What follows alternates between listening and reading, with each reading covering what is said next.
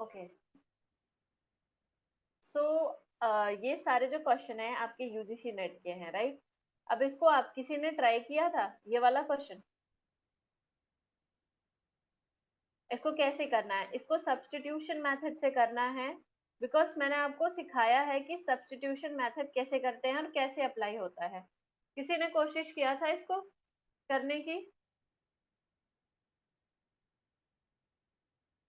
Let me know.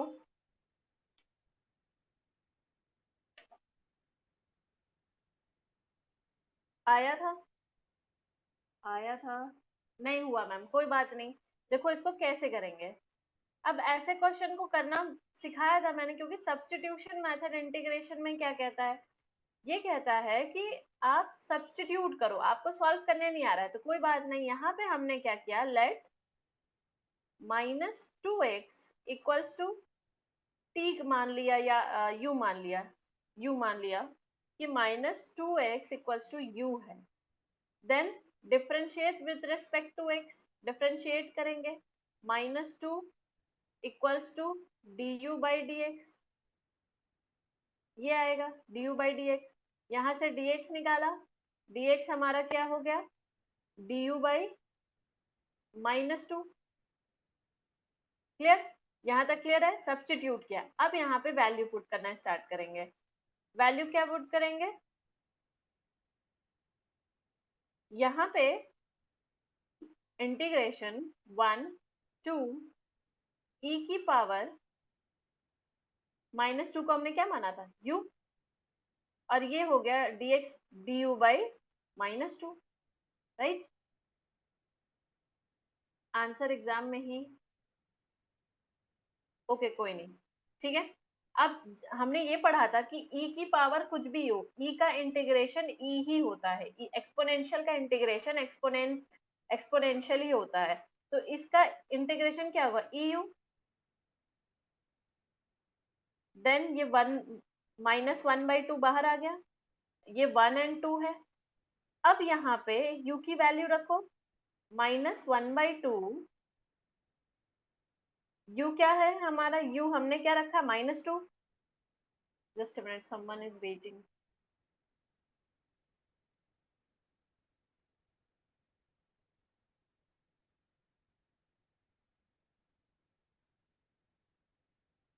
u क्या है हमारा, -2 है, तो e की पावर -2 x, यहाँ पे 1 और 2, राइट? अब यहाँ पे वैल्यू पुट करो। वैल्यू क्या पुट किया, -1/2 e की पावर -2 इंटू 2, पहले 2 रखा, फिर माइनस e की पावर -2 इंटू, हाँ इसके तो ऊपर ही नहीं जाता, एक सेकेंड, -2 इंटू 1। तो हमारा सॉल्यूशन क्या आएगा, 1/-1/2 e की पावर -4 माइनस e की पावर, एक सेकेंड, e की power -2।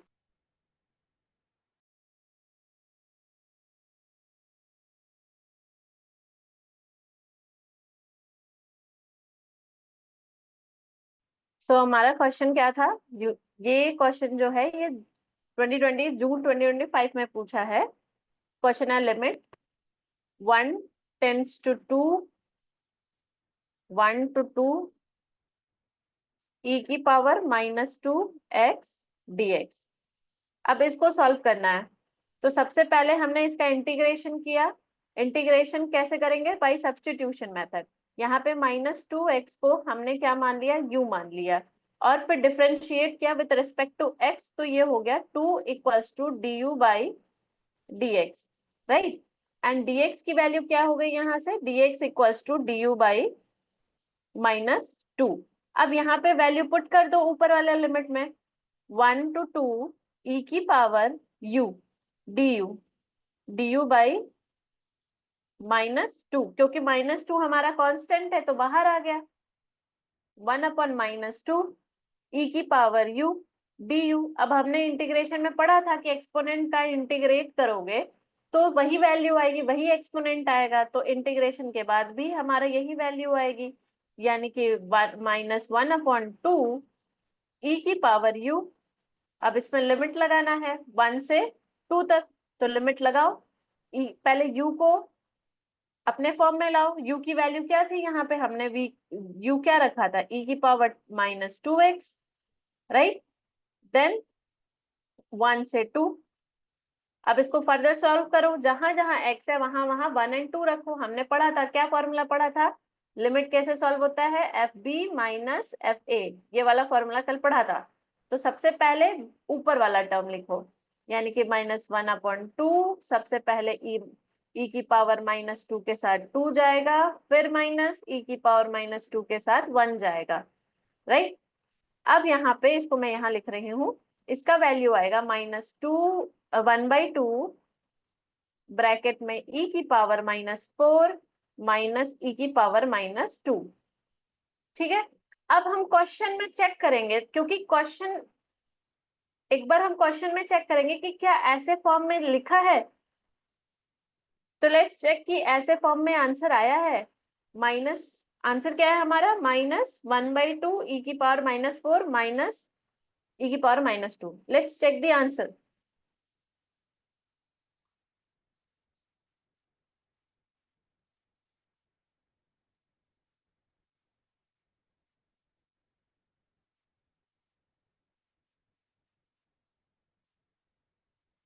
I think I have to borrow one laptop. किसी से उधार मांगना पड़ेगा कि भाई उधार दे दो।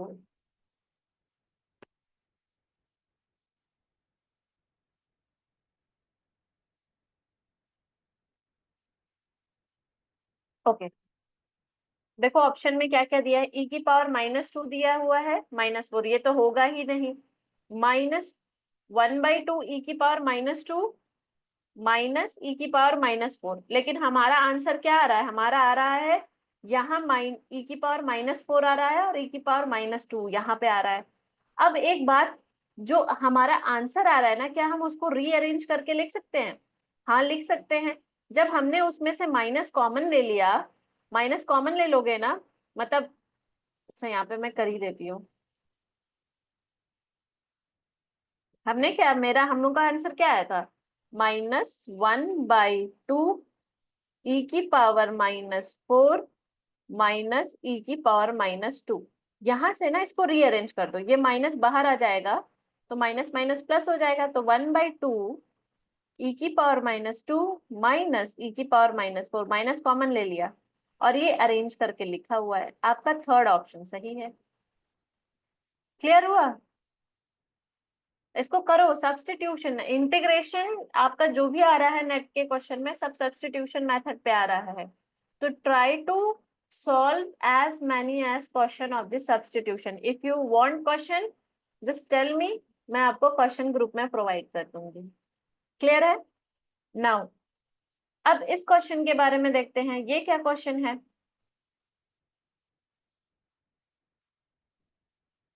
इसको किसी ने सॉल्व किया था,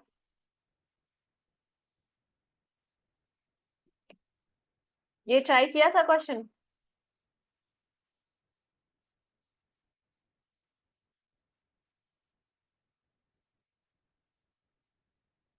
कोई बात नहीं, चलो इसको करते हैं। मैच द फॉलोइंग है, लिमिट लगाया है, बहुत ही आसान क्वेश्चन है।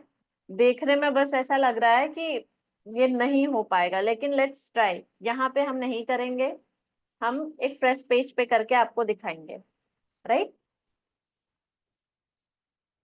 तो मैंने क्वेश्चन लिखा हुआ है, तो एक एक करके सॉल्व करते हैं इसको।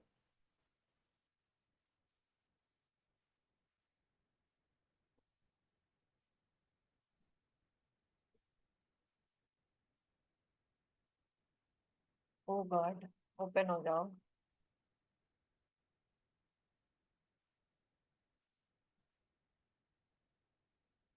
ओके, तो मैच द फॉलोइंग थी, राइट। तो पहला उसका ऑप्शन था, ए ऑप्शन जो था वो था आपका, ए ऑप्शन था एक्स इंटीग्रेशन 0 से इन्फिनाइट है 1/1 + x² dx। अब ये बताओ, ये क्या दिखने में लग रहा है, मतलब मैंने आपको जो चार्ट दिया था उसमें देखना, this is same as what, इसकी तरह दिख रहा है, dx upon x square plus x square. इसका वैल्यू क्या होता है, इसका इंटीग्रेशन क्या होता है, इसका इंटीग्रेशन होता है 10 इन 1/a 10 inverse x upon a। अब ये देखो, ये सिमिलर इसकी तरह लग रहा है, हाँ लग रहा है। तो इसका इंटीग्रेशन क्या होगा, क्योंकि यहाँ पे 1 है तो इसको स्क्वायर भी ले लेंगे तो भी 1 ही आएगा, कोई इश्यू नहीं है। ठीक है, तो यहाँ पे हमने क्या लिखा, 1/a, ये वैल्यू क्या हो गई, a हो गया, ये हो गया x हो गया, कोई इश्यू नहीं है। 1/a, a क्या है 1, तो 1/1 कुछ नहीं, 1 ही आएगा। 10 इनवर्स x अपॉन 1। ठीक है, ये लिमिट अभी लगाना है इसको 0 से इनफिनाइट। ये तो सॉल्व हो गया। अब यहाँ पे लिमिट लगाने का काम करेंगे। 10 इनवर्स पहला b होगा, यानी कि पहला इंफिनिटी माइनस 10 इनवर्स 0। अब मैंने आपको कल क्या बोला था कि आपका ये काम है गूगल से सारे 10 inverse sine inverse cos theta sine theta की वैल्यू, सारी वैल्यू आपको पता होनी चाहिए। तो 10 इनवर्स की वैल्यू क्या होती है, जब आप चेक करोगे तो 10 इनवर्स की वैल्यू होती है, जहां पे इनफाइनाइट होता है उसकी वैल्यू होती है π/2। क्लियर है, और 10 0 की वैल्यू 0 होती है। देन आपका इसका आंसर आया π/2, यानी कि फर्स्ट का आंसर आ रहा है π/2। बहुत इजी है, देखो कितना इजीली हो गया। नाउ ऑप्शन बी आपका कह रहा था, ऑप्शन बी आपका क्वेश्चन है 1 to infinity 1/√x dx। कोई दिक्कत नहीं है, इसको हम इजी बना सकते हैं। कैसे, हमने सीखा था कि 1 से इंफिनिटी है ये, तो x⁻⁻² लिख सकते हैं, हाँ लिख सकते हैं। तो हमने x⁻⁻², अब ये 1/2 कैसे आया, अंडर रूट की वैल्यू, अंडर रूट क्या होता है 1/2 होता है, और मैंने उसको न्यूमरेटर में भेज दिया तो माइनस हो गया। देन अब इसको इंटीग्रेट कर देंगे, इंटीग्रेट करने पे हमारी वैल्यू क्या आएगी, ये 1 से इंफिनिटी, ये आएगा x⁻⁻² plus 1 upon -1/2 plus 1। Clear है, ये आएगी आपकी 1 इंफिनिटी x की पावर, ये क्या हो गया 2 1/2 अपॉन 1/2। क्लियर है, तो ये क्या हो जाएगा 1/2 है तो 2 ऊपर चला जाएगा, तो ये हो गया 2x की पावर 1/2। क्लियर है, देन ये हो गया 0 और इंफिनिटी, सॉरी 1 और इंफिनिटी हो गया। तो सबसे पहले b वाली वैल्यू रखो, तो यानी कि 2 इंफिनिटी की पावर 1/2 -2 1 की पावर 1/2। अब इंफिनिटी पावर ये कोई ऐसा चीज एग्जिस्ट नहीं करता, तो इसका ऑप्शन होगा डज नॉट एग्जिस्ट। एक एक चीज हम चेक करेंगे, ठीक है, याद रखना बी का ऑप्शन, बी में कौन सा आएगा, डज नॉट एग्जिस्ट। नाउ अब सी ऑप्शन चेक करते हैं। सी ऑप्शन क्या है हमारा, इंटीग्रेशन इनफिनाइट -1। क्लियर है, 1/x की पावर 4 dx। अब same as it is rule यहाँ पे भी अप्लाई करेंगे। यहाँ पे क्या करेंगे, उसको न्यूमरेटर में भेज दो, इनफिनाइट x की पावर -4। जल्दी से इसको मैं सॉल्व कर दे रही हूँ, तो ये होगा इंफिनिटी 1 x की पावर -3 अपॉन -3। ठीक है, क्लियर हो गया, ये कैसे इंटीग्रेट किया है ये आपको आना चाहिए। अब यहाँ पे वैल्यू रख दो, पहला वैल्यू रखा x की हमने, पहली वैल्यू x की रखी 1⁻³ अपॉन 3 -3 माइनस इंफिनिटी की पावर -3 अपॉन -3। ठीक है, तो ऐसी कोई, अब 1 का कुछ भी वैल्यू रखो तो क्या आएगा, 1 ही आएगा। क्लियर है, तो ये आ गया आपका 1/3। ठीक है, सॉरी यहाँ पे -1 है, ये -1 है, ये -1 है। ठीक है, तो ये -1 -3 कट गया, कैंसल आउट, -1/3 आया। और इन्फिनाइट कुछ भी करोगे 0 आएगा। क्लियर है, तो ये 0 आएगा। तो इसका आंसर क्या हो गया, 1/3। यानी ऑप्शन सी हमारा क्या आया, 1/3। अब डी चेक करते हैं। डी क्या है हमारा, डी की वैल्यू है -∞ से लेके इंफिनिटी 1/1 + x² dx। ये सेम है किसकी तरह, इंटीग्रेशन dx/a² + x²। इसका इंटीग्रेशन क्या होता है, इसका इंटीग्रेशन होता है tan−1x 1/8।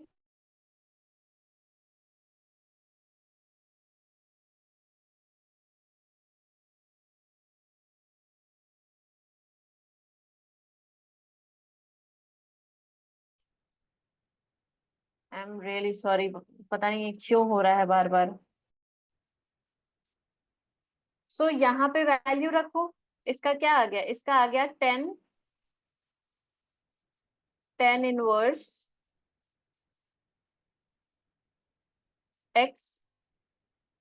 ठीक है, क्योंकि 1 है, 1 1 तो लिखो या ना लिखो कोई वैल्यू नहीं है। अब यहाँ आ जाओ, जहां जहां है वहां वहां वैल्यू रख दो। पहले रखोगे इन्फिनिटी, tan−1 ∞ माइनस tan−1 - ∞। ठीक है, tan−1 की वैल्यू क्या होती है, π/2। इन्फिनिटी की वैल्यू π/2 होती है, माइनस 10 - की वैल्यू -π/2 होती है। ये आपको वंस अगेन मैं बता रही हूँ, आपको गूगल से चेक करना पड़ेगा। माइनस माइनस क्या होता है, प्लस हो जाता है, π/2। अब ये π/2 ये 2π/2 हो गया, 2 2 कैंसिल हो गया, आपका आया पाई। डी का आंसर आया पाई। अब चेक करते हैं ऑप्शन में, याद रखते हैं कि क्या क्या आया था हमारा आंसर।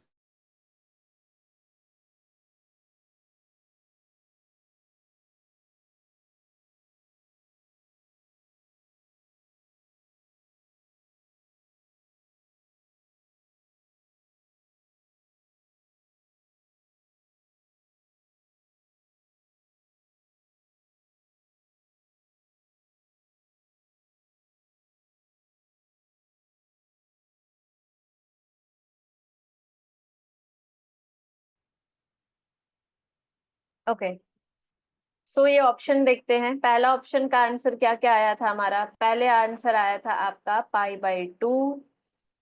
ठीक है, मुझे याद है पहले का π/2 आया था। एंड इस वाले का आया था शायद, बी का आंसर क्या आया था, हाँ बी। ये तो एग्जिस्ट ही नहीं कर रहा था, डजंट एग्जिस्ट। हाँ, इसका आंसर आया था 1/3। लास्ट वाले का आया था पाई। यानी कि इसका है 3 1, क्या है आंसर, 3 1 2 4, 3 1 2 4, 3 1 2 4। देखो थर्ड ऑप्शन सही है। क्लियर हुआ, डर भागा इंटीग्रेशन का।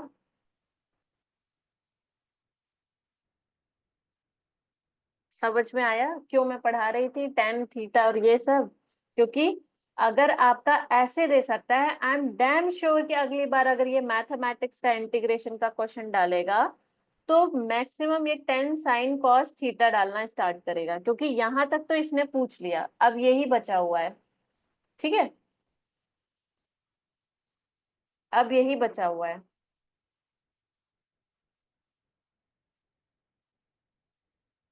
तो मेक श्योर कि तुम लोग ऐसी तैयारी करो कि कहीं से कुछ भी पूछ ले, करने को रेडी रहो। ये हमारे इंटीग्रेशन के क्वेश्चंस थे जो हमने अभी सॉल्व किए। तो यहां से आपका इंटीग्रेशन वैसा वाला पार्ट खत्म हो गया। नाउ एक क्वेश्चन पे आते हैं जो सुबी ने पूछा था, उस क्वेश्चन पे आते हैं। सुबी का क्वेश्चन था कि इन अ ग्रुप ऑफ 40 पीपल 20, लिख देती हूँ, ग्रुप में कितने पीपल है? 40, 40 लोग हैं पूरे, ठीक है, 40 पीपल हैं। 25 पीपल स्पीक हिंदी, जो कि हिंदी बोलते हैं, 25 लोग हिंदी बोलते हैं और 20 लोग दोनों बोलते हैं, बोथ, ठीक है, दोनों बोलते हैं, हिंदी और उर्दू दोनों बोलते हैं, HNU दोनों बोलते हैं। तो यानी ये जो दोनों बोलते हैं, तो ये क्या हो जाएगा? H union, sorry, H integration, integration कहाँ से आ गया है? H, इसको क्या बोलते हैं? इंटरसेक्शन, हाँ, इसको इंटरसेक्शन बोलते हैं। तो H इंटरसेक्शन U, ये आपको पता चल गया, ठीक है। और ठीक है, ओके, ये तो आपको पता चल गया। देन तो हम क्या मान लेते हैं, इसको करना है लेट, हम मान लेते हैं कि H आपका रिप्रेजेंट कर रहा है नंबर ऑफ पीपल जो हिंदी बोल रहे हैं। तो ये कितने हैं? 25, यानी NH कितना हो गया? ये 25 हो गया। आपको फाइंड क्या करना है? क्वेश्चन क्या बोला है कि हमें क्या फाइंड करना है कि कितने लोग उर्दू बोल रहे हैं। आपको उर्दू फाइंड करना है, ये आपको नहीं पता। आपको ये पता है कि H यूनियन U आपको पता है, ये हैं आपके 40, ठीक है, ये आपके 40 हैं। और आपको ये भी पता है नंबर ऑफ जो हिंदी और उर्दू दोनों बोल रहे हैं, वो भी आपको पता है, वो है कितने हैं ये? 20, ठीक है। तो फॉर्मूला हमने क्या पढ़ा था? ये वाला फॉर्मूला पढ़ा था, A यूनियन B का equals to NA plus NB minus NA intersection B, यानी जो कॉमन है माइनस कर दो। तो ये पता है, यूनियन वाला पता है, यूनियन वाला कितने हैं हमारे पास? 40 है, यूनियन वाला 40 है। हिंदी कितने लोग बोल रहे हैं? वो 25 है। उर्दू कितने लोग बोल रहे हैं? ये नहीं पता, हमें ये फाइंड करना है। उर्दू बोलने वाले लोगों का ये पता है, कॉमन 20। इसको सॉल्व करो, ये हो गया 5 और उधर गया 35, यानी कि इतने लोग उर्दू बोलने वाले हैं। लेकिन आपका ऑप्शन में दिया नहीं है, ठीक है, ऑप्शन में दिया नहीं है। तो यानी कि इतने लोग उर्दू बोलने वाले, लेकिन हमें सिर्फ और सिर्फ उर्दू बोलने वाला फाइंड करना है, ओनली उर्दू। जब हमें ऑप्शन में नहीं मिल रहा है तो ओनली उर्दू फाइंड करेंगे, राइट। दोनों लोग बोल कितना रहे हैं? 20 लोग। तो इसमें मतलब 35 में से 20 लोग हैं जो दोनों बोल रहे हैं, तो सिर्फ उर्दू कितने लोग बोल रहे होंगे? 15 लोग। तो ओनली उर्दू आपका आंसर है 15। तो ये आपका आंसर ऑप्शन में दिया हुआ है, इसका आंसर होगा 15। आपको क्या फाइंड करना होगा? Only, only. जब ऐसे क्वेश्चन में ऑप्शन ना मिले तो हम ओनली की तरफ मूव करेंगे कि ओनली क्या बोल रहे हैं। हमें ये पता है कि दोनों मिलकर के 35 लोग, उर्दू बोलने वाले 35 लोग हैं, लेकिन सिर्फ उर्दू बोलने वाले 15 लोग हैं, ठीक है। सुबह इसको रिकॉर्डिंग देख रही होगी, तो ये तुम्हारे क्वेश्चन का आंसर होगा 15। क्लियर है? अब यहाँ से हमारा सारे क्वेश्चंस हमने इंटीग्रेशन के लगा लिए। अब हम पढ़ेंगे इंटीग्रेशन का प्रोड्यूसर एंड कंज्यूमर सरप्लस, जो कि हमारा मोस्ट इंपॉर्टेंट टॉपिक है हमारे एग्जाम पर्सपेक्टिव से। तो कंज्यूमर सरप्लस हमारा क्या होता है? क्योंकि इंटीग्रेशन में हमने डेफिनेट इंटीग्रल के बारे में बात किया था।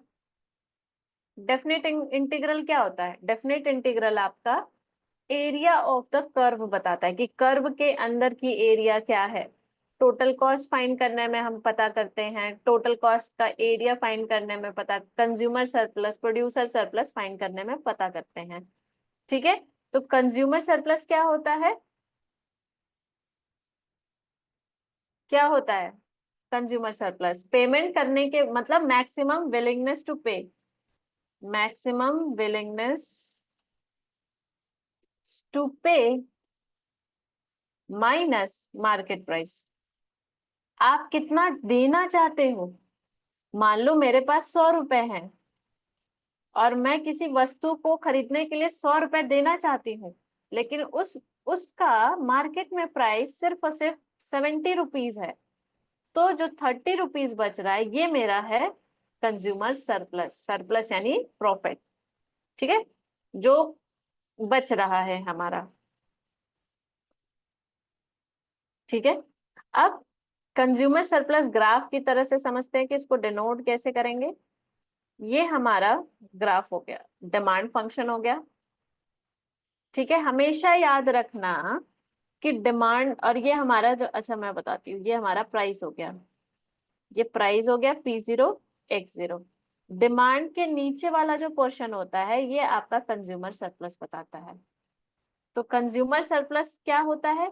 Consumer surplus is a total area of the curve below the demand function. Demand function के नीचे, इसको तुम ट्रिक बना के लिख सकते हो कि डिमांड फंक्शन के नीचे क्या होता है? कंज्यूमर सरप्लस होता है। ठीक है, फ्रॉम 0 टू X0, X0 ये हमारा क्या है? X0, 0 ये ओरिजिन है, 0 से X0 माइनस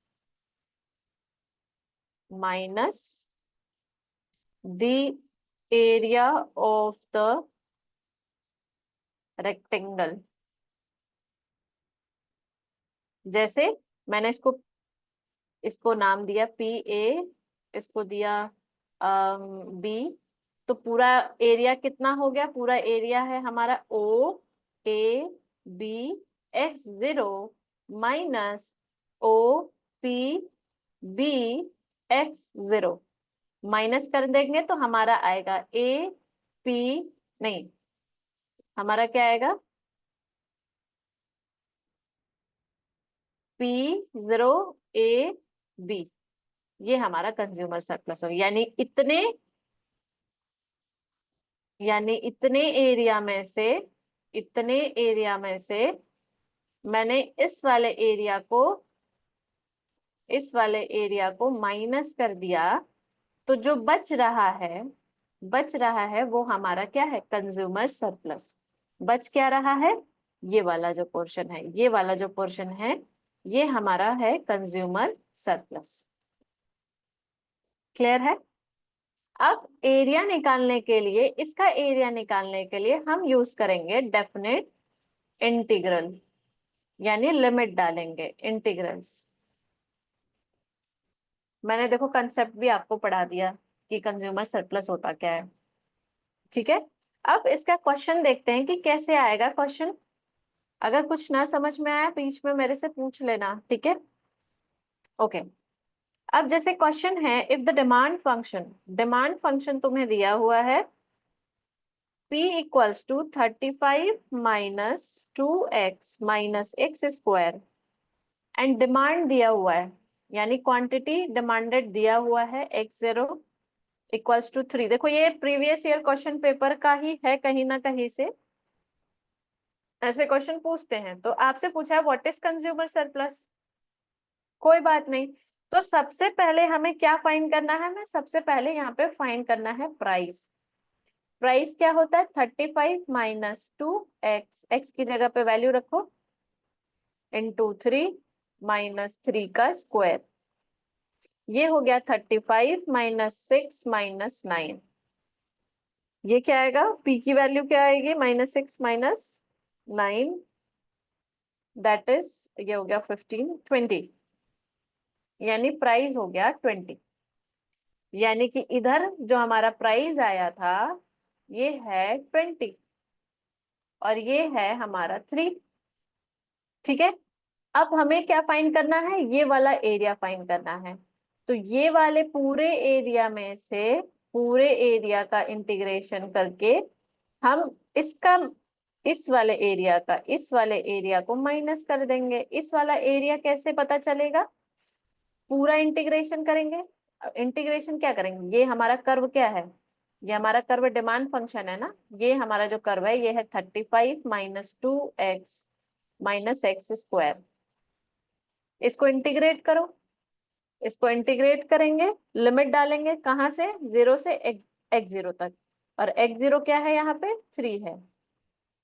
ठीक है, तो 35 minus 2x minus x square, ये हो गया वो एरिया, पूरा एरिया, माइनस नीचे वाला एरिया यानी कि OPO BX0, ये वाला एरिया, ये वाला एरिया माइनस करो। ये वाला एरिया कैसे माइनस करोगे, ये प्राइस है ये क्वांटिटी, तभी तो ये पूरा एरिया पता चलेगा। तो प्राइस इंटू क्वांटिटी यानी कि 20 इंटू 3। अब इंटीग्रेट करके वैल्यू डाल देना, ये तुम्हारा काम होगा, इंटीग्रेट करके वैल्यू डाल के माइनस कर देना, आंसर आ जाएगा ये तुम्हारा। जो आएगा वो आपका कंज्यूमर सरप्लस होता है। यहाँ तक क्लियर हुआ, डू लेट मी नो। इसको सॉल्व करना तुम्हें है, मैंने आपको बता दिया कंज्यूमर सरप्लस क्या होता है।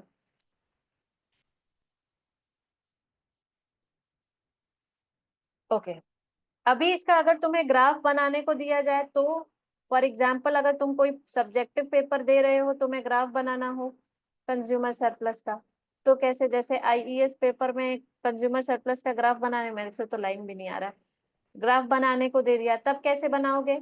आपका डिमांड फंक्शन क्या है, डिमांड फंक्शन है 35 minus 2x minus x square. ठीक है, यानी P equals to 35 minus 2x minus x square. तो पहले तो आप वो बनाओ, ग्राफ बनाना सीखो। पहले P की यहाँ P लिखो, यहाँ x लिखो। पहले P की वैल्यू 0 लिखो, तब x की वैल्यू क्या आती है, ऐसे निकाला है, LPP में पढ़ोगे, ये निकालना सीख लो कि ए ग्राफ कैसे निकालते हैं। ठीक है, एक्स स्क्वायर, ये है x square, I don't know इधर जाता ही नहीं है। ठीक है, तो 35 minus 2x minus x square, जब इसमें से वैल्यू निकाल, इसको जब सॉल्व करोगे ना तो x की 2 वैल्यू आएगी। ये क्वाड्रेटिक इक्वेशन है, इसको तोड़ना आना चाहिए। ठीक है, ये क्वाड्रेटिक इक्वेशन है, इसको तोड़ना आना चाहिए। इसको तोड़ोगे कैसे, पहले तो माइनस कॉमन ले लो, अंदर क्या बचेगा, एक्स स्क्वायर प्लस 25 माइनस 35। अब ऐसा कोई दो नंबर लो जिससे तोड़ने पे ये 2x आए। तो हमें पता है कि ये 35 का अगर एलसीएम लेंगे तो 7 इंटू 5 35 होता है, और दोनों को माइनस करेंगे तो 2x आएगा, 7 में से 5 गया बचा 2। तो x square plus 7x minus 5x, तोड़ दिया हमने, क्लास 8th मैथमेटिक्स। ठीक है, x की value 7 minus 5x, x plus 7 equals to 0। x की वैल्यू -5 और एक आ रही है x प्लस 7, तो x की दो वैल्यू आएगी, x इक्वल्स टू -5 और एक सॉरी +5 और x equals to -7। Minus value होती नहीं है, तो मैक्सिमम वैल्यू ऑफ x क्या होगा, जब प्राइस हमारा 0 है तब 5 होगा। अब इसी तरह इसको 0 रखो, x को 0 रखो, तो प्राइस क्या होगा, प्राइस हमारा होगा यहाँ भी 0 यहाँ भी 0 यानी 35। क्लियर है। अब यहाँ पे हम वाई एक्सिस पे प्राइस लिखते हैं, यहाँ पे हम क्वांटिटी लिखते हैं। तो मैक्सिमम क्वांटिटी कंज्यूमर कितना ले सकता है जब प्राइस हमारा कुछ नहीं होगा, 5। ठीक है, यहाँ पे हो गया 4, यहाँ पे मैंने रखा 3, यहाँ पे रखा 2 1। चलो, यहाँ पे हो गया 20 30 40, क्योंकि 35 है और हमारा प्राइस ये है और क्वांटिटी 3 है, और मैक्सिमम 35 ले सकते हैं। और प्राइस हमारा मैक्सिमम 35 हो सकता है, तो कर्व तुम्हारा कुछ यहाँ से जाएगा। जस्ट अ सेकेंड, कर्व तुम्हारा कुछ एक, इस पे बनाना बहुत मुश्किल है, इसको 5 कर लेना।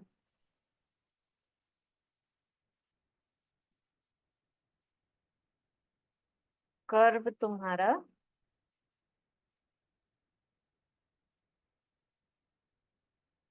यहाँ पे मान लो 5 है, तो ये जो डिमांड कर्व है तुम्हारा ये टच होते हुए ऐसे बनेगा, ठीक है, सीधा बना लेना। तो ये जो फंक्शन आपका बना, ये डिमांड फंक्शन बना, जिसको हमने लिखा 35 -2x-x²। और ये प्राइस बना और ये क्वांटिटी बना, और ये वाला जो तुम्हारा पोर्शन है ये है तुम्हारा कंज्यूमर सरप्लस। ये आपके ऐसे क्वेश्चन जब भी आप कोई मेंस देने जाओगे तो क्वेश्चन बनते हैं, चाहे मान लो असिस्टेंट प्रोफेसर का प्री क्वालिफाई किया फिर मेंस देने जाओ, तब ये ऐसे क्वेश्चन आते हैं कंज्यूमर सरप्लस फाइंड करने को with the help of graph. Clear हो गया? नाउ अब हम, ये आपका होमवर्क है, ये आपको करना है। पता नहीं आप होमवर्क करते हो कि नहीं, मैंने बहुत होमवर्क दिया है। डिमांड फंक्शन आपका दिया हुआ है, p equals to 85 -4x -x²। Consumer surplus find करना है इफ आपका प्राइस जो है उस टाइम 64 रहेगा, ए ऑप्शन में, बी जब आपकी क्वांटिटी 5 रहेगी। ये क्वेश्चन है, ठीक है, ये आपका होमवर्क है, इसको आप करना। तो हमने कंज्यूमर सरप्लस देख लिया कि कैसे निकालते। अब हम देखेंगे consumer surplus in case of pure competition कैसे होता है। Competition, competitive market, pure competition क्या होता है, यानी perfect competition. Pure competition, pure competition में, परफेक्ट कंपटीशन में आपका इक्विलिब्रियम कंडीशन क्या होता है? Anyone else? One, one means what? One question, हाँ बोलिए।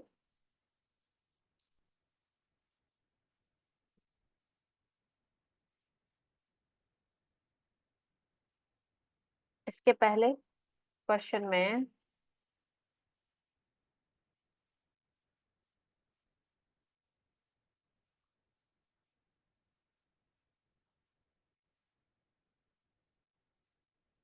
कौन से वाले, इसके ये वाले में?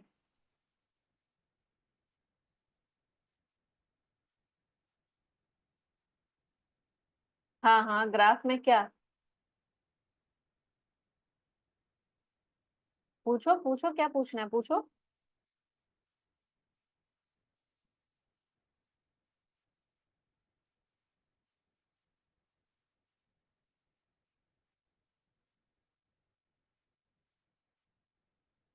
अरे बाप रे बाप, प्राइस और क्वांटिटी कैसे मिला? कौन 35 और 5 कैसे आया? इसकी बात कर रहे हो तुम? ये 20 कैसे आया, इसकी बात कर रहे हो?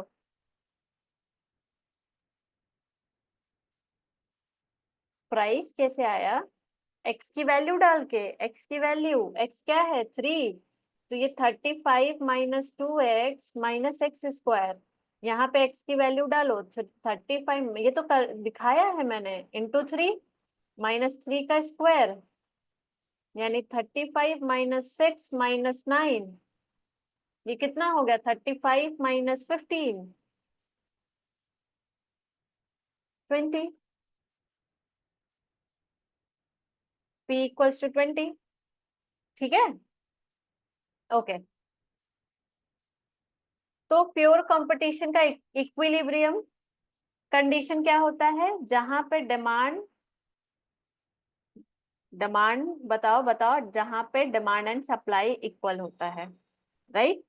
तो प्योर कंपटीशन का इक्विलिब्रियम कंडीशन जहां पे डिमांड एंड सप्लाई इक्वल होगा। तो एक क्वेश्चन ऐसे आ सकता है जहां पे आपका प्राइस, डिमांड फंक्शन आपका 8x, 8/x+1 -2, और सप्लाई आपका 1/2 ब्रैकेट में x+3 ऐसे दिया रहेगा। अब बोलेगा कि आपको कंज्यूमर सरप्लस निकालना है, तो इसमें कुछ नहीं करना है, यहाँ पे डिमांड सप्लाई दोनों को बराबर करके x की वैल्यू निकाल लो, यानी कि 8/x+1 -2 इक्वल्स टू 1/2। यही इक्विलिब्रियम कंडीशन है। इसको सॉल्व करके x की वैल्यू निकाल लेना। x की वैल्यू निकालोगे तो तुम्हारी कोई दो वैल्यू आएगी x की, उसमें से नॉन नेगेटिव वैल्यू को ले लेना। जैसे यहाँ पे x की वैल्यू आपकी आएगी 1, तो x की वैल्यू आ गई, यानी कि आपको क्या पता चल गया, क्वांटिटी डिमांडेड पता चल गया। अब जब आपको क्वांटिटी डिमांडेड पता चल गया, तो आप इसी की x की वैल्यू को इस डिमांड फंक्शन में डाल देना, जिससे आपको इसका प्राइस पता चल जाएगा, यानी कि 1/1 -2, यानी कि 8/2 -2, ये हो गया 4 -2, that comes out to be 2, यानी कि प्राइस 2 है हमारा। फिर सेम कंज्यूमर सरप्लस का फॉर्मूला लगा देना। क्लियर है? ये आपका कंज्यूमर सरप्लस प्योर कंपटीशन में। नाउ अब आपका अगर अंडर मोनोपोली बोले कंज्यूमर सरप्लस निकालने को, तो कैसे निकालेंगे? अंडर मोनोपोली कोई दिक्कत नहीं है, हमें इक्विलिब्रियम कंडीशन पता होना चाहिए मोनोपोली का। What is the equilibrium condition of monopoly?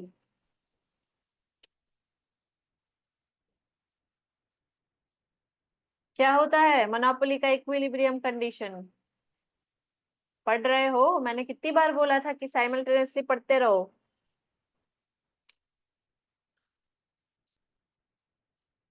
What is the equilibrium condition of monopoly?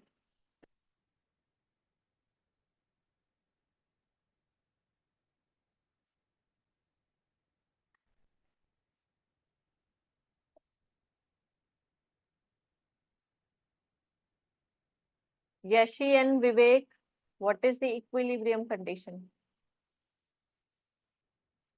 MR equals to MC. Very good. MR equals to MC. ये आपका इक्विलिब्रियम कंडीशन होता है, राइट? सो अब इसका क्वेश्चन कैसे देगा? अंडर अ क्या पढ़ रहे थे? हाँ, अंडर अ मोनोपोली कैसे करेंगे? जैसे आपका प्राइस दे दिया, डिमांड फंक्शन 6 - x का होल स्क्वायर, सप्लाई 14 + x। ये क्या है? ये डिमांड है, ये सप्लाई है। ठीक है, आपको क्या फाइंड करना है? कंज्यूमर सरप्लस फाइंड करना है अंडर मोनोपोली के कंडीशन में। तो कोई दिक्कत नहीं है। मोनोपोली का कंडीशन क्या है? MR equals to MC। तो पहले TR पता करो। TR क्या होता है? Price into x। प्राइस आपका ये है 6, इसको खोल दो, 36 + x², a - b का होल स्क्वायर का फॉर्मूला लगा रही हूँ, तो ये हो गया 12x। ठीक है, इसमें x का मल्टीप्लाई कर दो, x का मल्टीप्लाई किया तो ये हो गया 36x minus plus x² minus ये x³ माइनस 12x²। ये आपका टोटल रेवेन्यू हो गया। मार्जिनल रेवेन्यू क्या होगा इसका? मार्जिनल रेवेन्यू होगा 36 differentiate with respect to x, तो इसको डिफरेंशिएट करो x के रेस्पेक्ट में, तो ये हो गया 3x² माइनस 24x। ठीक है,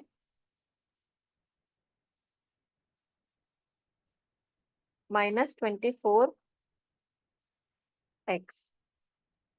अब इसी तरह से इस, अब ये क्या है? ये क्या है हमारा?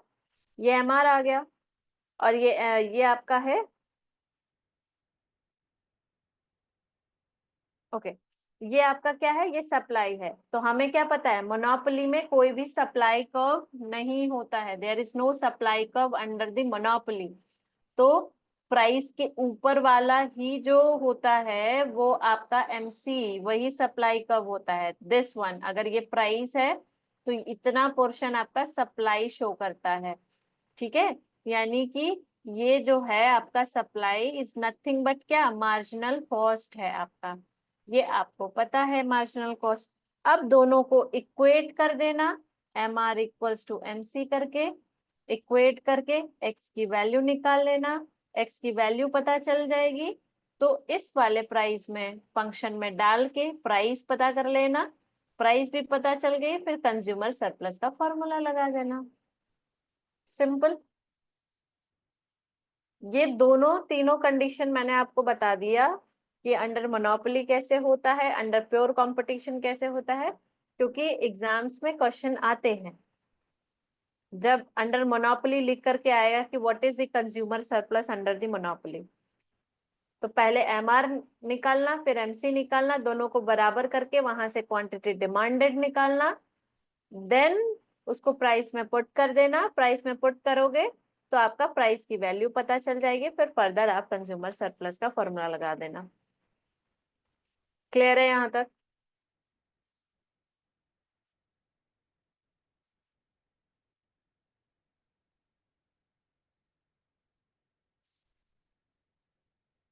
ठीक है, अब हम प्रोड्यूसर सरप्लस पढ़ते हैं। What is producer surplus? Consumer surplus पढ़ लिया, प्रोड्यूसर सरप्लस देख लेते हैं क्या होता है। कंज्यूमर सरप्लस क्या होता है, डिमांड के नीचे, लेकिन प्रोड्यूसर सरप्लस क्या होता है, प्राइस के नीचे सप्लाई के ऊपर। क्या मैं बोल रही हूँ, प्रोड्यूसर सरप्लस क्या होता है, प्राइस के नीचे वाला पोर्शन, नीचे सप्लाई के ऊपर, ठीक है, सप्लाई के ऊपर। अब इसका कर्व बनाते हैं, तो इसका कर्व, ये डिमांड है, ये सप्लाई है, यहाँ पे दोनों मीट कर रहे हैं, एंड यहाँ पे x0 p0, ठीक है। तो आपका कंज्यूमर सरप्लस क्या होगा, सॉरी प्रोड्यूसर सरप्लस, प्राइस के नीचे डिमांड सप्लाई के ऊपर, ये वाला portion, this portion is what, producer surplus, ठीक है। अब प्रोड्यूसर सरप्लस क्या दिखाता है कि डिफरेंट डिफरेंट क्वांटिटी पे कितना ज्यादा आप मतलब प्रोड्यूसर्स को फायदा हो रहा है, क्लियर है, डिफरेंट डिफरेंट क्वांटिटीज पे। सो अगर यहाँ पे मैंने इसको एक पॉइंट दे दिया, ठीक है, ये वाला बीच वाला पॉइंट ई है, तो आपका प्रोड्यूसर सरप्लस क्या हो जाएगा, area of the whole rectangle, area of the whole rectangle, ये पूरा रेक्टेंगल का एरिया जिसको हमने बोला है P0 E x0, यहाँ 0 ले लो, 0 P0 E x0, ये पूरा रेक्टेंगल माइनस, माइनस क्या, area of the curve under this supply curve from from 0 to x0, यानी कि यहां से यहां तक का एरिया, पहले तो ये एरिया उसमें से माइनस कर दो, यहां से यहां तक का एरिया, तो जो बच रहा है वो हमारा कंज्यूमर सरप्लस है। मैंने क्या बोला, ये पूरा area rectangle minus this portion, ये पोर्शन को माइनस कर देंगे तो जो ऊपर वाला पोर्शन बच रहा है वो आपका क्या दिखाता है, वो है कंज्यूमर सरप्लस। वो कौन सा एरिया है, green one, sorry producer surplus दिखा रहा है, ये वाला प्रोड्यूसर सरप्लस है। अब क्योंकि जब बात यहाँ पे आपका एरिया फाइंड करने का आएगा तो हमेशा डेफिनेट इंटीग्रल्स यूज होता है, ऑलवेज याद रखना कि कुछ भी एरिया निकालना हो तो डेफिनेट इंटीग्रल्स यूज होगा। तो सबसे पहले अगर इसका फॉर्मूला क्या होता है, इसको याद रखना। पहले तो पूरा रेक्टेंगल का एरिया निकालेंगे। जैसे फॉर एग्जाम्पल एक क्वेश्चन है, फॉर एग्जाम्पल एक क्वेश्चन है हमारा, P D equals to 3x² minus 20x+5, और पी एस इक्वल्स यानी सप्लाई आपका दिया हुआ है 15+9x। क्लियर है? तो ये तो प्योर कंपटीशन में है, तो प्योर कंपटीशन में हमने पढ़ा था कि price P D equals to P S कर दो, यानी कि डिमांड इक्वल्स टू सप्लाई कर दो एक्स की वैल्यू फाइंड करने के लिए। ठीक है, तो हमने इसको बराबर कर दिया 15+9x, और इसको सॉल्व करेंगे ना तो हमारी x की वैल्यू 2 आएगी, एक आएगी 10 आएगी और एक आएगी -3, -1/3, और इसको हम कंसीडर नहीं करेंगे क्योंकि quantity can never be negative. तो 10 को कंसीडर किया, तो हमने प्राइस पे इस 10 को पुट कर दिया क्योंकि हमें प्राइस चाहिए, क्वांटिटी को रख दिया, यानी कि 3 × 100 -20 × 10 +5, ये क्या हो गया 150। प्राइस 150 आपको पता चल गया, आपको प्राइस भी पता चल गया, आपको क्वांटिटी भी पता चल गया। क्वांटिटी 10 है, प्राइस 150 है। तब आपका ये टोटल रेक्टेंगल वाला एरिया क्या होता है, प्राइस इंटू क्वांटिटी, यानी कि 150 × 10। तो ये क्या हो जाएगा,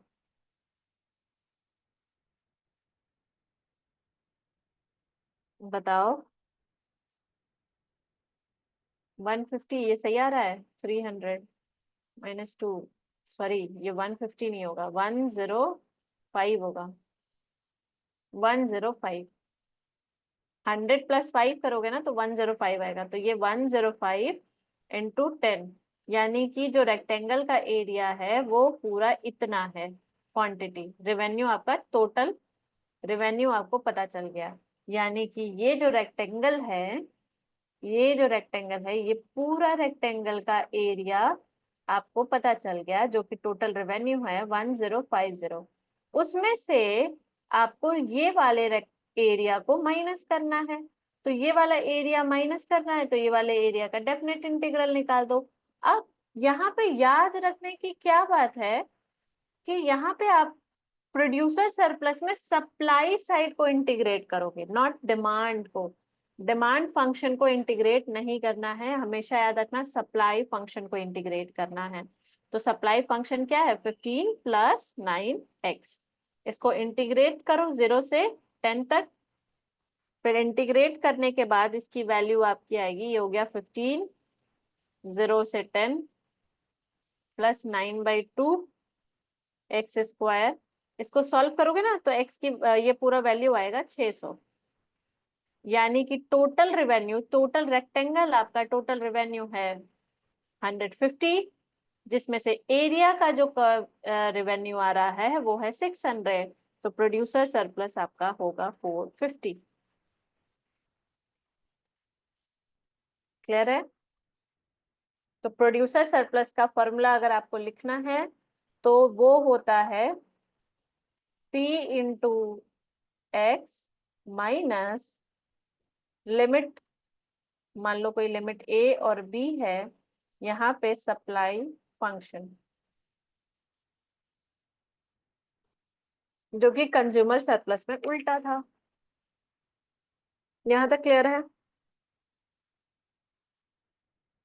मुझे बताओ यहाँ तक क्लियर है?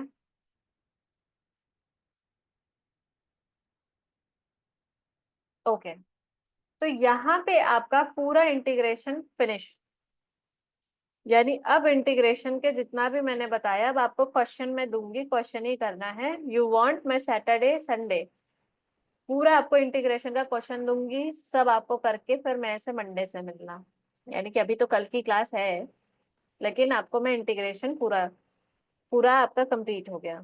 अब इसके अलावा कुछ भी नहीं है इंटीग्रेशन में, और हमने पी वाई क्यूज भी कर लिए। ठीक है, नाउ अब हम डिफरेंशिएशन करते हैं, उसके रूल्स के बारे में पढ़ लेते हैं, फिर हम अपनी क्लास खत्म करेंगे।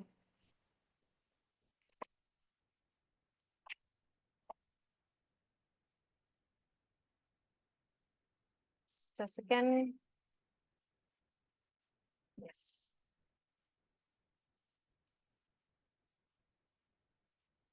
सो डिफरेंशिएशन, डिफरेंशिएशन आपका क्या होता है?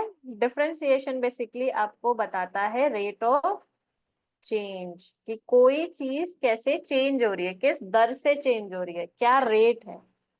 ठीक है, ये डिफरेंशिएट करके आपको पता चलेगा, और इसको डिनोट करते हैं dy बाई dx से, यानी कि derivative with respect to x, x के रेस्पेक्ट में हम इसको डिफरेंशिएट कर रहे हैं, क्योंकि हमें डिफरेंशिएशन का आइडिया भी है। तो अब बस इतना जानो कि डिफरेंशिएशन मतलब होता है रेट ऑफ चेंज, और इसको dy बाई dx से डिनोट करते हैं, जिसमें कि जो x नीचे वाला ये जो डिनोमिनेटर पोर्शन है उसके रिस्पेक्ट में हम ऊपर वाले को डिफरेंशिएट करते हैं। ठीक है, अब इसमें जैसे इंटीग्रेशन में रूल्स था, वैसे डिफरेंशिएशन में भी आपके कुछ रूल हैं। अब रूल नंबर 1, पहला आपका रूल नंबर क्या है कि फंक्शंस इन पावर टर्म्स, ये क्या होता है फंक्शन इन पावर टर्म्स? जैसे a x to the power n, अब इसको डिफरेंशिएट करना है विद रिस्पेक्ट टू x, तो इसका dy y की वैल्यू है a x to the power n, तो इसका dy बाई dx क्या होगा? n बगल में लिखा जाएगा, इसके ऊपर से पावर से n बगल में लिखा गया, a के x n माइनस 1। ठीक है, ये रूल है डिफरेंशिएशन का। ये वाला जो n है, ये वाला इसके बगल में आ जाएगा, और इस वाले n में से -1 कर देना। अब इसका एग्जाम्पल देख लेते हैं। जैसे x टू द पावर 6 है, y equals to x to the power 6 है, तो इसका डिफरेंशिएशन क्या होगा? dy by dx equals to 6, बगल में आ गया x, 6 minus 1, that is 6 to the power 6 x to the power 5। ये आपका पावर टर्म्स का रूल है। सेकेंड आपका रूल बताता है, सेकेंड रूल आपका है differentiation of a constant term.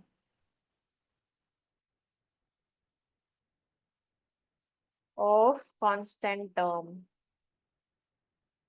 अब याद रखना कि किसी भी कांस्टेंट टर्म का अगर डिफरेंशिएशन करोगे तो वो 0 आएगा। कांस्टेंट टर्म यानी कि ये a, अगर मान लो सिर्फ और सिर्फ y इक्वल्स टू 4 लिखा है, अब मैं बोल रही हूँ dy बाई dx करो, तो ये वैल्यू आएगी 0, यानी कोई भी कांस्टेंट टर्म है उसका डिफरेंशिएशन क्या होता है? 0। Third rule, differentiation of sum and differences, ये आपका तीसरा रूल है। डिफरेंसेस यानी कि आपका क्वेश्चन इस फॉर्म में दिया है, just a minute, someone is entering.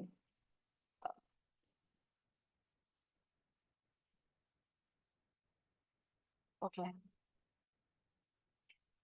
सो आपका question y equals to 7x to the power 3 plus 5x to the power 5 minus 3x 6 plus 8, इस फॉर्म में दिया है। तो इसका डिफरेंशिएशन, हर एक एक का डिफरेंशिएशन तुमको निकालना पड़ेगा। ठीक है, अलग अलग। जैसे इसका क्या होगा, पहले तुम निकालोगे 7x3 का, तो यानी डिफरेंशिएशन ऑफ, इसको लिखते ऐसे हैं 7x टू द पावर 3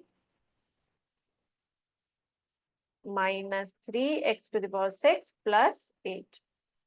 अब इसका डिफरेंशिएट करो तो इसका होगा 7 इंटू 3, पावर बगल में आ गया, x to the power 3 minus 1 plus 5 into 5, x to the power 5 minus 1 minus 3 into 6, x to the power 6 minus 1 6 minus 1, चलो यहाँ पे 5 लिख दे रही हूँ डायरेक्ट, 8 का तो 0 हो जाता है।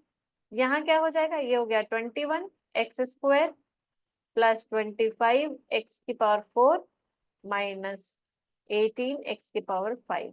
ये आपका आंसर होगा। ठीक है, इसी को बोलते हैं sum and differences, differentiation of sum and differences. Now आपका fourth rule, now come to the fourth rule. ये आपका डिफरेंशिएशन ऑफ प्रोडक्ट बोलता है, ऑफ अ प्रोडक्ट, कि अगर कोई दो प्रोडक्ट है उसका डिफरेंशिएशन कैसे होता है। जैसे example y equals to u v, integration में भी पढ़ा था हमने।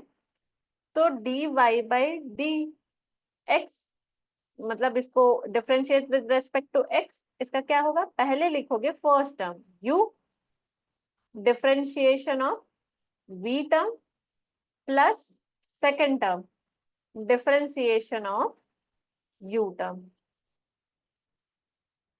क्लियर है?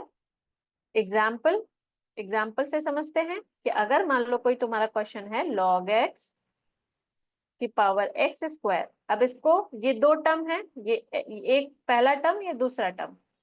तो सबसे पहले हमने क्या सीखा था कि पहले टर्म को लिखो, पहला लिखा log x, differentiation of second term x square plus second term differentiation of first term. यानी कि जो इसका आंसर आएगा वो आएगा log x, एक्स स्क्वायर का डिफरेंशिएशन क्या होगा 2x plus x square, log x का डिफरेंशिएशन 1/x। ये x और ये पावर कैंसल आउट हो गया, तो आंसर होगा 2x log x plus x। इसको बोलते हैं डिफरेंशिएशन ऑफ अ प्रोडक्ट। साथ में लिखते जा रहे हो ना, सो तो नहीं जा रहे हो बीच बीच में?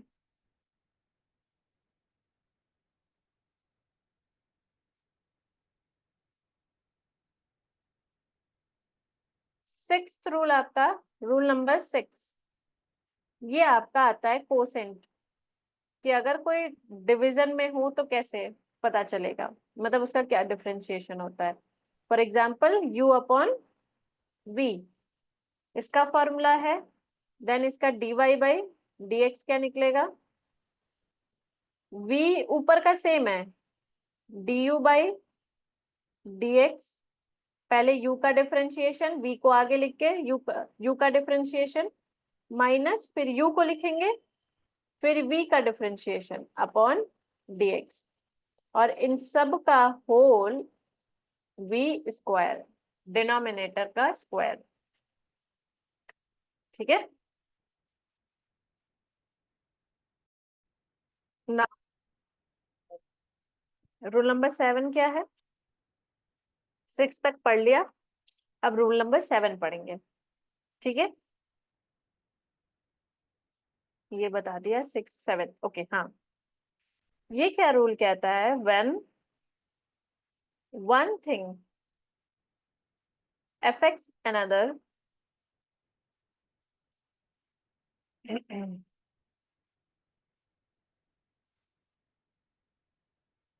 just a minute guys,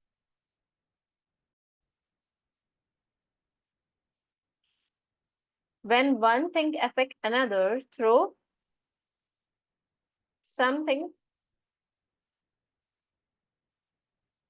in between, क्या कहने का मतलब है मैं समझा रही हूँ। in between we use the chain rule।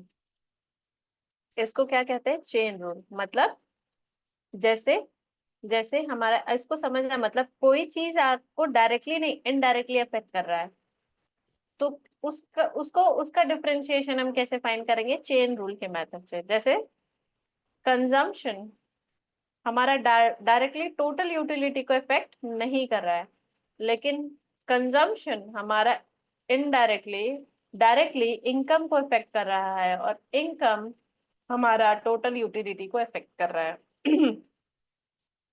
ठीक है,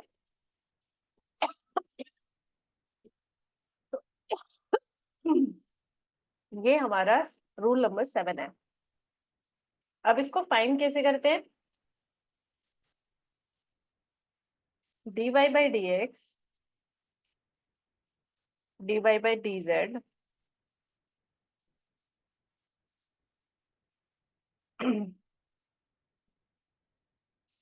इसको बोलते हैं पावर चेन रूल।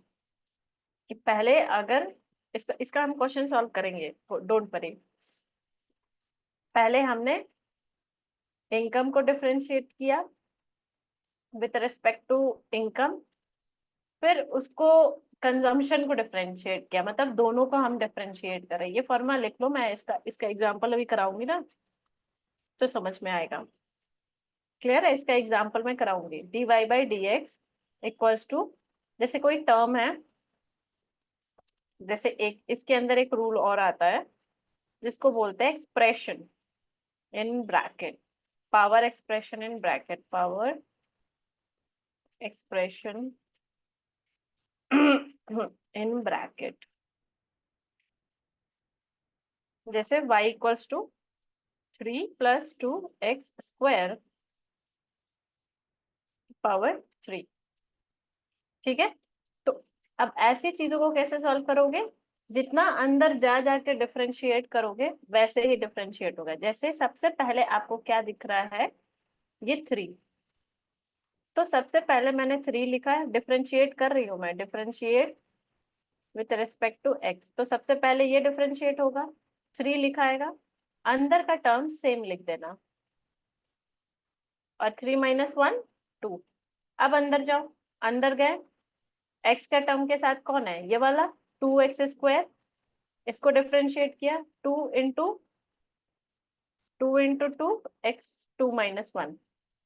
इसको बोलते हैं चेन रूल, कि अंदर जा जाके हम डिफरेंशिएट कर रहे हैं। तो ये आंसर आएगा 3 + 2x स्क्वायर का whole square -4, sorry, multiplied by 4x, बस x आएगा। ठीक है, मल्टीप्लाई कर दो, यानी कि 12, 3 + 2x स्क्वायर, इन सबका होल स्क्वायर। इसको बोलते हैं पावर एक्सप्रेशन इन ब्रैकेट। ये आपका डिफरेंशिएशन के चेन रूल के अंदर है। नाउ इस सेकेंड आपका क्या है, डिफरेंशिएशन, इसी के अंदर differentiation of roots of expression. Just a minute, मैंने ऑन नहीं किया क्या? Okay, roots of expression. ये कैसे होगा रूट्स ऑफ एक्सप्रेशन? जैसे एग्जाम्पल से समझते हैं।